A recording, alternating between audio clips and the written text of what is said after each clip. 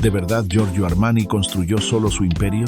Durante décadas, la industria de la moda lo presentó como un emperador solitario, un hombre de rostro austero, obsesionado con la sobriedad y el control absoluto. Sus trajes impecables, sus pasarelas silenciosas, su visión minimalista parecían surgir de un genio que no necesitaba a nadie más. Pero la realidad, como siempre, es más compleja. Milán en los años 70 era un hervidero de contrastes. Las fábricas marcaban el pulso de la ciudad con su ruido metálico, mientras las tensiones políticas llenaban las calles de incertidumbre. En medio de ese contexto, un diseñador reservado, formado más en la disciplina que en el espectáculo, comenzaba a perfilar un estilo que pronto sería reconocido como sinónimo de elegancia. La prensa lo bautizó como il re della moda, el rey que impuso una nueva forma de entender la sobriedad. Sin embargo, ningún reino se levanta en soledad. Detrás de Armani hubo manos invisibles que sostuvieron cada paso. Un socio que apostó su vida y su amor por el proyecto. Mentores silenciosos que lo guiaron en la manera de ver los tejidos y las formas. Un equipo de costureras y patronistas que tradujo en tela lo que después se convertiría en icono. Incluso las musas del cine y de la arquitectura italiana dejaron huellas profundas en su estética. El mito del genio solitario es seductor, pero también engañoso. La verdadera historia de Giorgio Armani es la de un hombre con talento. Sí, pero también la de una red de influencias, sacrificios y colaboraciones que rara vez aparecen en los titulares. Este no es un relato de desfiles y portadas, sino la excavación de los cimientos invisibles de un imperio. Porque detrás de cada traje, de cada pasarela, hubo un coro de voces que, aunque nunca ocupó el centro del escenario, hizo posible la leyenda. Desde finales de los 70, la prensa comenzó a construir un retrato casi mítico de Giorgio Armani.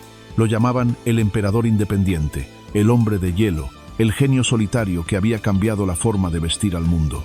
En cada portada, su imagen aparecía impecable. Cabello blanco perfectamente peinado, mirada austera, gesto controlado. El mensaje era claro. Armani era un creador autosuficiente. Un hombre que había levantado un imperio únicamente con su talento y su disciplina. El mito lo pinta solo. Armani, un hombre silencioso, trazando líneas que cambiarían la historia de la moda. Pero detrás de esa imagen hay un ejército invisible, rostros olvidados que sostuvieron cada paso de su ascenso. El verdadero relato no empieza en su infancia, sino en ese momento en que otros se cruzaron en su camino y lo empujaron a ser algo más que un diseñador. En la Rinascente, la gran tienda por departamentos de Milán, Armani encontró a sus primeros cómplices. No eran celebridades, eran directores de escaparates, compradores exigentes, jefes de sección. Fueron ellos quienes le enseñaron a mirar más allá del objeto. Le mostraron que un tejido tiene peso, caída, temperatura.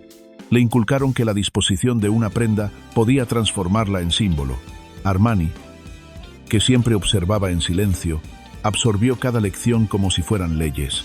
Esos mentores, sin nombre en las revistas, fueron quienes le dieron el primer idioma que luego hablaría con fluidez, la sobriedad como espectáculo.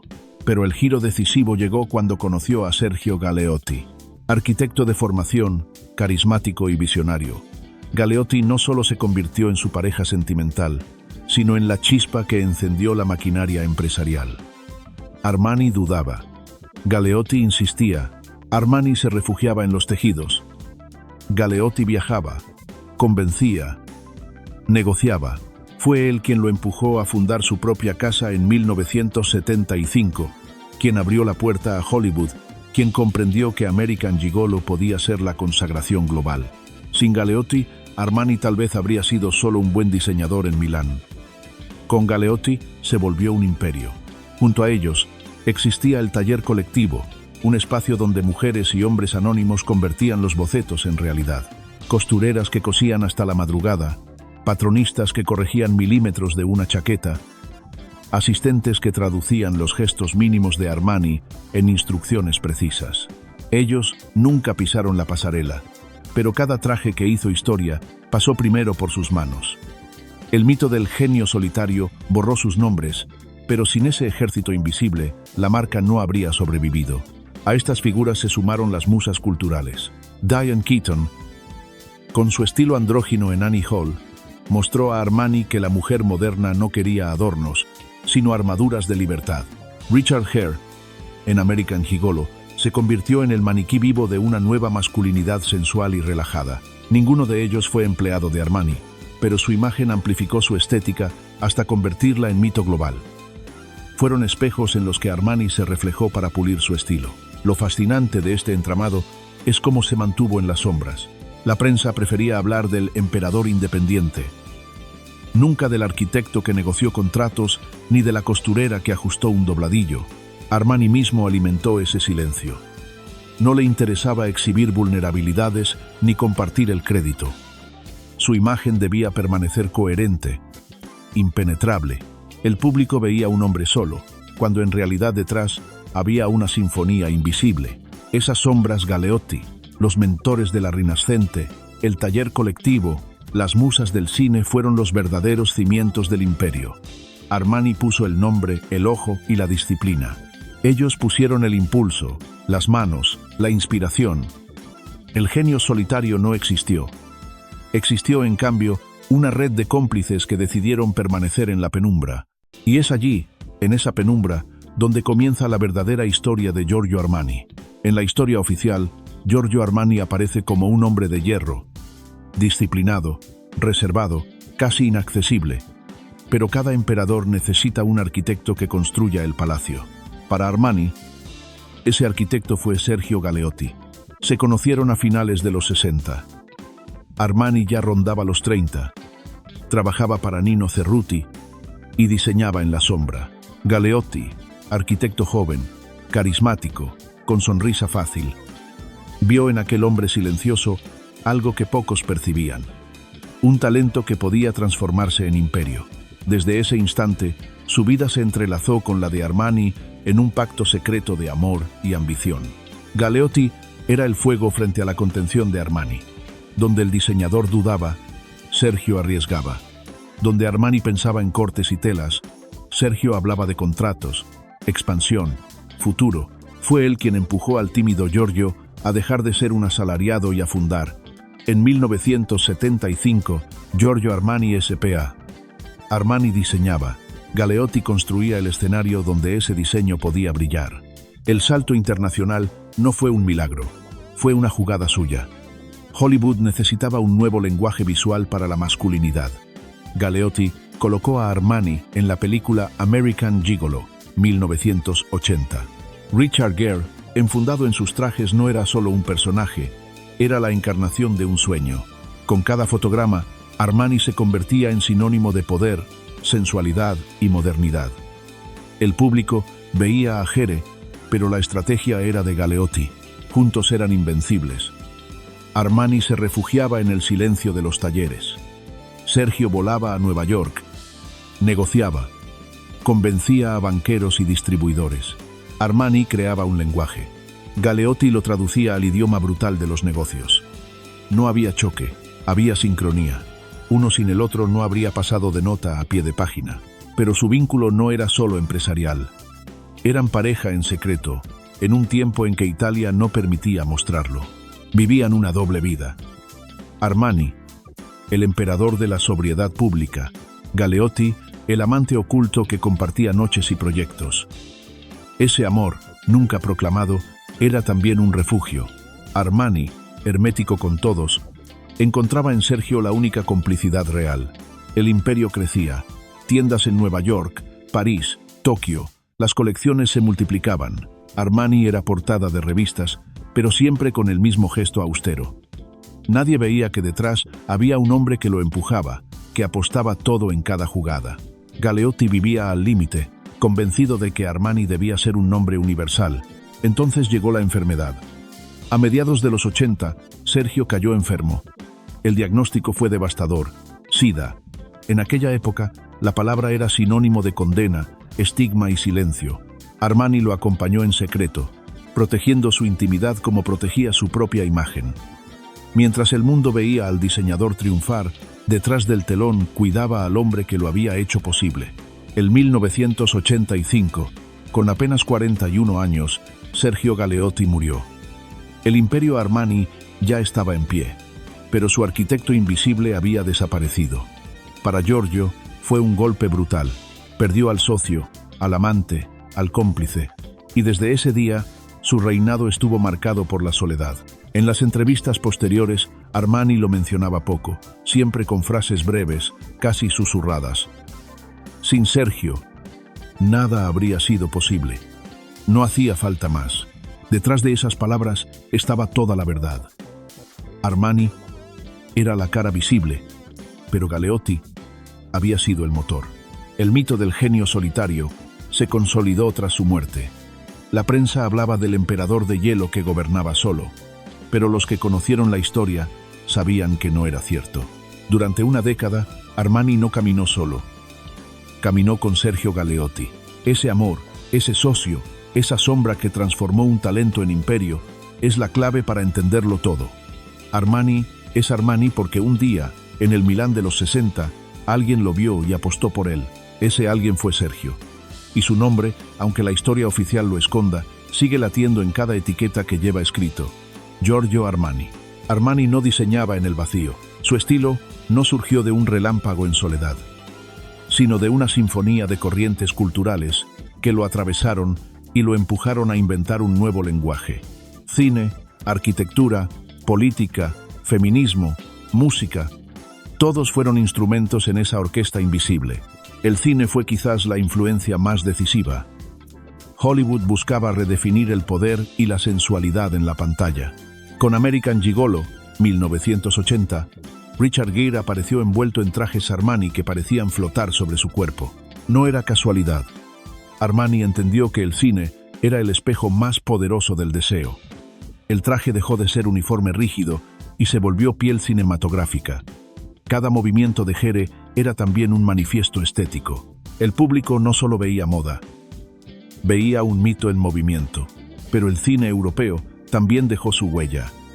Directores italianos y franceses exploraban la intimidad urbana, la modernidad sobria, la tensión entre tradición y cambio. Armani absorbió esa atmósfera y la tradujo en paletas de grises, en siluetas relajadas, en ropa que parecía más un guión que una prenda. Cada colección era una escena. El vestuario hablaba con el mismo peso que los diálogos. La arquitectura italiana de posguerra reforzó esa visión. Milán, reconstruida con líneas racionales, fachadas limpias y geometría sin adornos, se convirtió en su referencia silenciosa. Armani veía en esos edificios un espejo de lo que quería lograr. Estructuras firmes pero sin ruido, belleza nacida de la proporción y no del exceso. Su ropa era arquitectura portátil, diseñada para que el cuerpo habitara en ella como en un espacio armónico. El feminismo de los 70 y 80 fue otra corriente fundamental. La mujer no quería vestidos decorativos, quería ropa que funcionara como declaración de independencia. Armani lo entendió antes que nadie. Su power suit, femenino, chaquetas amplias, hombros definidos, colores neutros, fue más que una tendencia. Fue un manifiesto político. Cada mujer que entraba en una oficina con un traje Armani estaba ocupando simbólicamente un territorio que antes le era negado. Armani no escribió discursos feministas, pero los cosió. La sociedad global de los 80 también influyó. Italia vivía tensiones políticas y transformaciones económicas. Estados Unidos celebraba el capitalismo como espectáculo. Armani supo traducir ambos climas en un mismo código. Sobriedad europea con ambición americana. Su ropa funcionaba igual en un rascacielos de Nueva York que en un despacho milanés. Esa universalidad no era casual. Era la respuesta estética a una globalización incipiente. El arte contemporáneo y el minimalismo le dieron otro tono.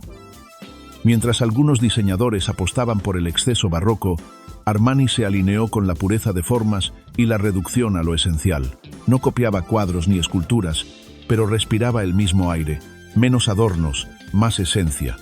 En un mundo saturado de ruido visual, su propuesta era un silencio elocuente. La música también jugó su papel.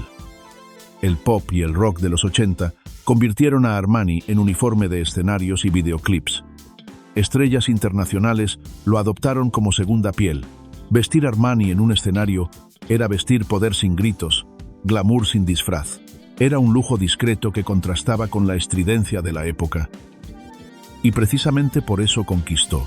Lo extraordinario es cómo Armani logró unir todas esas influencias en un lenguaje coherente. No se trataba de citas dispersas.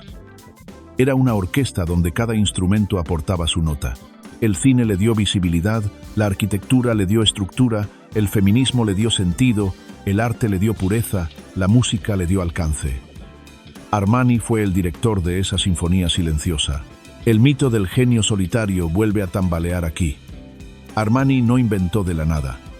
Supo escuchar su tiempo y traducirlo en ropa. Su genio no fue aislarse, sino absorber.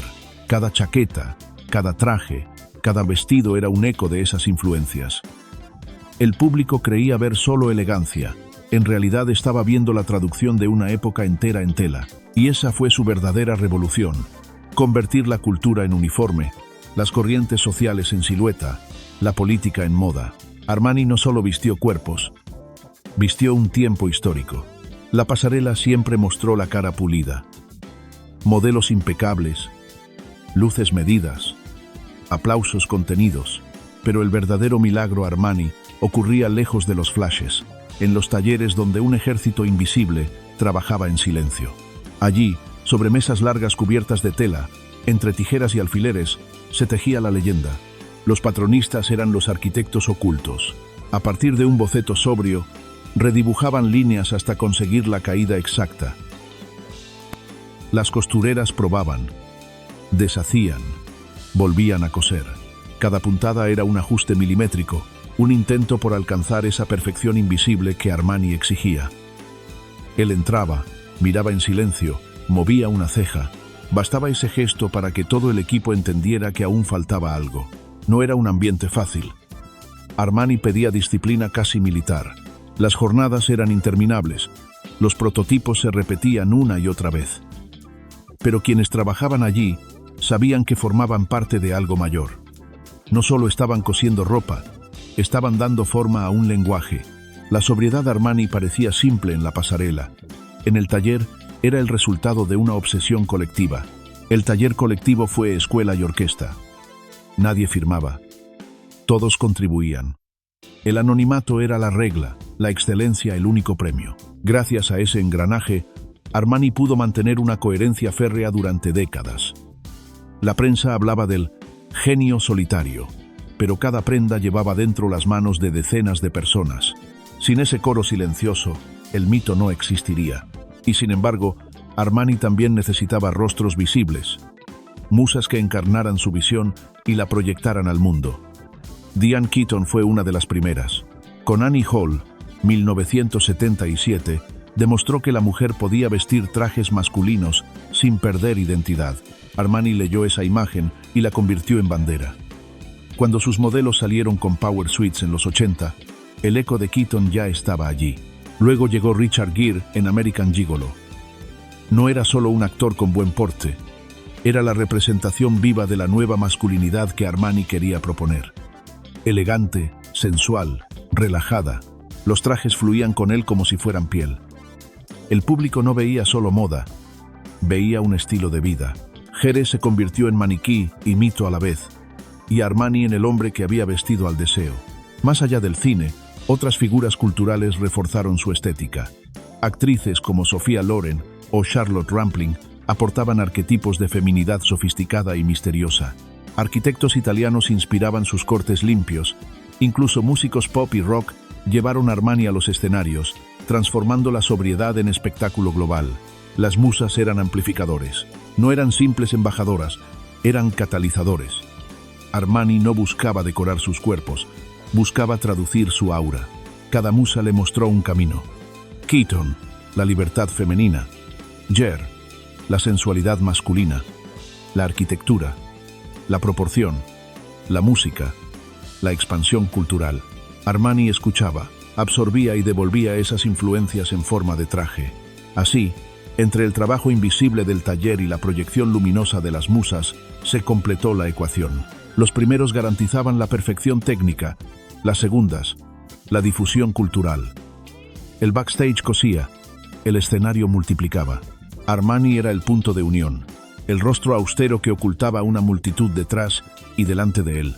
El mito del genio solitario se desmorona aquí de nuevo. Armani fue, en realidad, director de una obra coral. En la sombra, un ejército de manos anónimas. En la luz, un elenco de musas internacionales. Entre ambos extremos se sostuvo su imperio, y quizá ahí reside su verdadero genio. En haber sabido orquestar silencios y voces, sombras y reflectores, hasta construir un lenguaje que trascendió la moda. Giorgio Armani fue presentado al mundo como un emperador solitario, un hombre que desde la nada impuso la sobriedad como símbolo de poder. Pero el viaje que hemos recorrido muestra otra verdad. Su imperio fue una obra coral. En la sombra, Sergio Galeotti arriesgó todo. El socio, el amante, el arquitecto que transformó un talento en negocio global. Sin él, Armani quizá nunca habría abandonado la seguridad de trabajar para otros. En los talleres, patronistas y costureras convirtieron ideas abstractas en prendas perfectas. Sin sus manos, el minimalismo Armani sería solo bocetos. En las pantallas y escenarios, Diane Keaton, Richard Gere y otras musas culturales encarnaron sus códigos y los proyectaron al mundo. Sin ellas, su estilo no habría trascendido como mito. La prensa habló del genio solitario, pero lo que Armani realmente hizo fue dirigir una sinfonía invisible. Supo absorber influencias, rodearse de cómplices, traducir silencios en un lenguaje universal. Su talento no fue aislarse, sino escuchar. El precio fue alto. La muerte de Galeotti lo dejó solo en la cima, prisionero de la disciplina y el control. El emperador de la sobriedad reinó. Sí, pero lo hizo desde una torre de silencio. Hoy, el legado de Armani no es solo la ropa. Es una lección más profunda. Ningún imperio se construye solo. Detrás de cada nombre glorificado hay arquitectos invisibles, manos anónimas, musas inesperadas. Armani fue el rostro, pero ellos fueron el eco. Y quizá ahí radica la verdadera elegancia, en lo que no se ve, en lo que permanece cuando se apagan las luces. El traje Armani, sobrio y silencioso, sigue recordándonos esa verdad. La grandeza nunca es solitaria, siempre es compartida.